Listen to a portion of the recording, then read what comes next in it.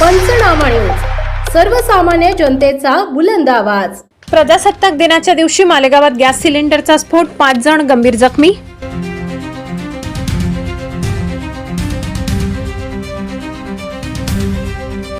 फुगे विक्री दरम्यान नायट्रोजन सिलेंडरचा भीषण स्फोट, मालेगाव हादरले।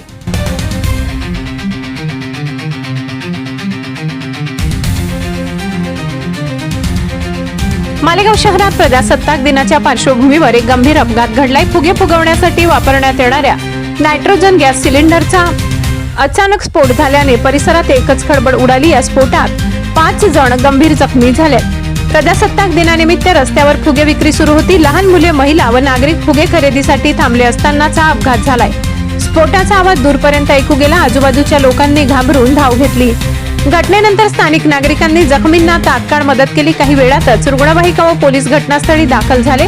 जखमींना खासगी रुग्णालयात दाखल करण्यात आले। त्यापैकी दोघांची प्रकृती गंभीर असल्याने त्यांना पुढील उपचारासाठी नाशिक येथे हलविण्यात आले। या स्फोटात जखमी झालेले विनोद थोरात, मोहित जाधव, अतुल शेवाळे, महिला यादव, प्रमिला यादव, उज्ज्वला महाजन यामध्ये 2 लहान मुले, 2 महिला आणि 1 पुरुषांचा समावेश आहे।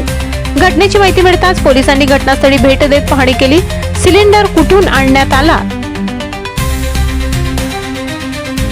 तो सुरक्षित होता का, तसेच कोणाच्या निष्काळजीपणा कारणीभूत आहे का याबाबत चौकशी सुरू आहे। या घटनेनंतर प्रशासनाने शहरातील फुगे विक्रेत्यांची तपासणी सुरू करण्याचे संकेत दिले आहेत। अशा गॅस सिलेंडरचा वापर करताना योग्य परवानगी व सुरक्षा नियम पाळणे बंधनकारक असल्याचे प्रशासनाने स्पष्ट केले आहे। नागरिकांनीही अशा ठिकाणी गर्दी करताना काळजी घ्यावी असे आवाहन करण्यात आले।